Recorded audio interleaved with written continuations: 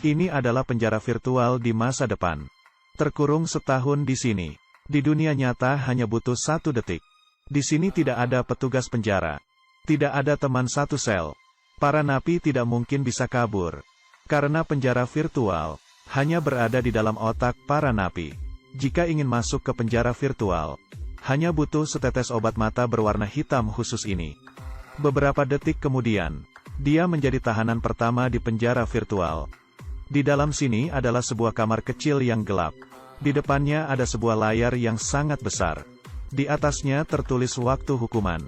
Dan di lantai hanya ada sebuah papan tulis dan karpet yoga. Dia membuka laci.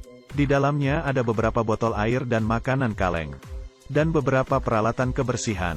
Hari pertama, dia berolahraga untuk menghabiskan waktu dengan penuh percaya diri. Lalu memakan semua makanan untuk menambah nutrisi.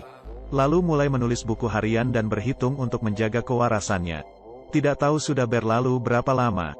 Layarnya tiba-tiba berubah menjadi merah. Dan nomor di layar berubah menjadi 002. Semua peralatan di dalam sel penjara diatur ulang dalam sekejap. Dan semuanya menjadi sama persis dengan kemarin. Dia akhirnya merasakan kengerian tempat ini. Dan mulai mencari jalan keluar.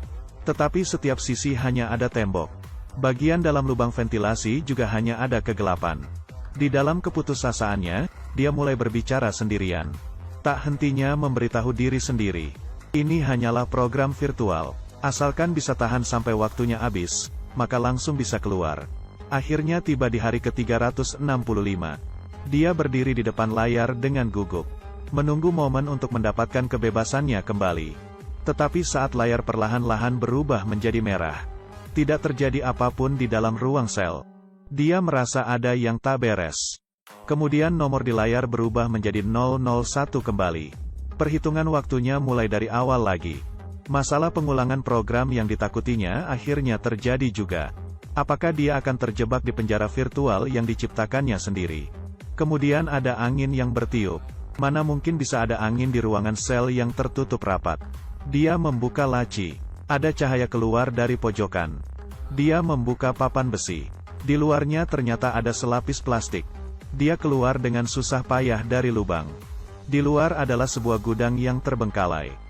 Dan ruang sel tempatnya terkurung selama setahun. Hanya sebuah ruangan berlapis besi. Di dalam gudang terdapat banyak air minum botol dan makanan kaleng yang sama persis. Dan ada 12 kamera yang terus memantau dirinya dari segala sisi. Ternyata, dia sama sekali tidak dikurung di dalam penjara virtual. Tetapi benar-benar dikurung di dalam penjara nyata. Di dunia nyata juga bukan hanya berlalu 1 menit saja. Tetapi benar-benar sudah berlalu 1 tahun. Sepulangnya ke apartemennya, pengurus apartemen berkata bahwa kamarnya sudah disewa orang lain. Dia kembali lagi ke kantor. Tetapi di sini sudah tidak ada orang sama sekali. Dia membawa polisi ke tempatnya dikurung. Tetapi sel penjara yang barusan masih ada. Tiba-tiba menghilang.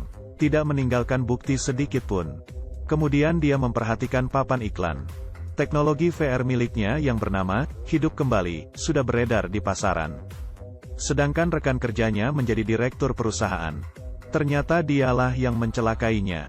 Di saat yang sama, rekan kerjanya mulai mengejarnya. Dia yang sudah putus asa, akhirnya hanya bisa mencari sahabatnya. Dan dia baru tahu, kekasihnya tidak meninggal. Dan semua ini adalah konspirasi rekan kerjanya. Untungnya dia belum menyerahkan kode inti dari teknologinya. Mereka datang ke kantor pusat, Hidup Kembali. Dan mengambil kembali hard disk yang berisi kode aslinya. Akhirnya dia bisa tenang kembali. Ternyata selama setahun dia dikurung. Dia terus menulis kode program yang bisa membangunkan adiknya. Dia langsung membawa obat mata ke rumah sakit. Tidak lama kemudian, adiknya membuka matanya perlahan-lahan. Tetapi, belum sempat dia merasa senang. Adiknya tiba-tiba kejang-kejang. Dia mulai tenggelam kembali. Seperti yang diketahui, 1 menit di dunia nyata sama dengan 1 tahun di dunia virtual. Sekarang, adiknya sedang mengalami siklus kematian terus-menerus di dunia virtual. Melihat adiknya begitu menderita, dia mencabut tabung oksigen dengan hati yang berat. Kemudian dia mendengar ada orang yang memanggil dirinya. Hal-hal dari kenyataan dan virtual muncul bergantian di matanya. Dia menyadari dengan ngeri, ternyata dirinya selama ini masih berada di dunia virtual.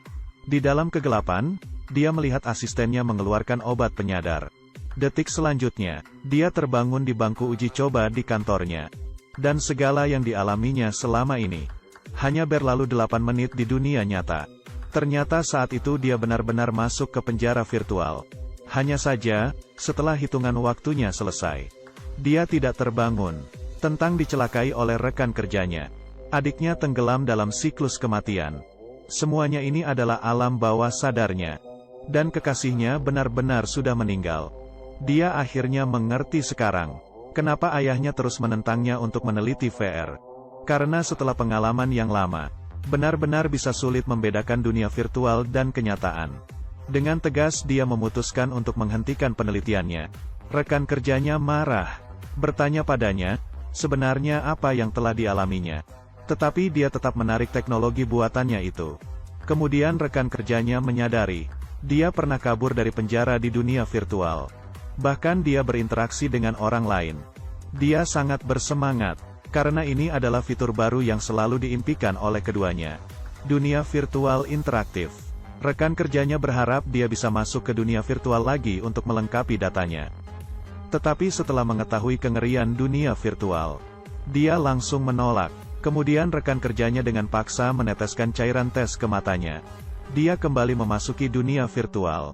Tetapi dia yang sudah punya pengalaman, kali ini hanya menggunakan 10 hari, terbangun kembali dengan mengandalkan kesadaran diri yang kuat. Dia memanfaatkan waktu rekan kerjanya tidak siap diri, mengoleskan obat mata tes itu ke dalam matanya. Dia ingin membuat rekan kerjanya merasakan juga kengerian dunia virtual. Pertama kali masuk ke penjara virtual, rekan kerjanya ketakutan. Tubuhnya di dunia nyata segera mulai kejang-kejang.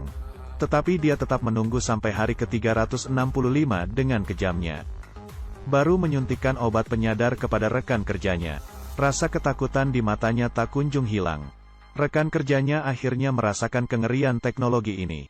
Tidak lama kemudian dia datang ke rumah sakit, menghentikan alat pendukung kehidupan adiknya, agar dia bisa mendapat ketenangan. Akhirnya dia melepaskan obsesinya untuk menyelamatkan adiknya. Dan rekan kerjanya juga meninggalkan proyek VR-nya.